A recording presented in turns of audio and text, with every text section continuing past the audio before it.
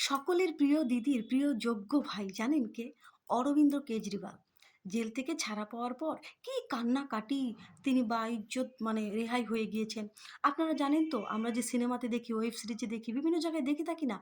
প্রমাণ, সঠিক প্রমাণ লোপাট করার ফলে, প্রমাণ না পাওয়ার ফলে বড়, বড় ক্রিমিনাল যারা মার্ডার করে থাকে তারা পর্যন্ত ছাড়া পেয়ে যায়। আবার মিথ্যে প্রমাণের মাধ্যমে অনেক সৎ নিরীহ মানুষও আইনের আওতায় চলে আসে, ফেঁসে যায়।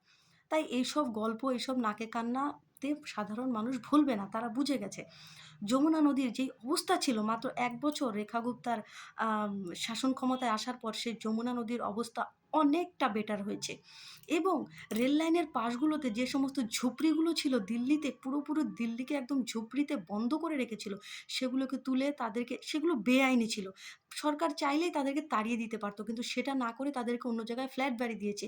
আর এই ঝুপড়ির লোকজনেদের বেশিরভাগেরই ইনকাম ছিল রেলে, রেলে চুরি করা, পকেটমার করা, মোবাইল চুরি করা এবং এ সমস্ত কাজকর্ম করা। আর সেই ক্রাইমও আমার মনে হয় অনেকটা কমেছে। কোনোদিন যদি এখানে যাই অবশ্যই সেখানকার ব্লগ অবশ্যই করব।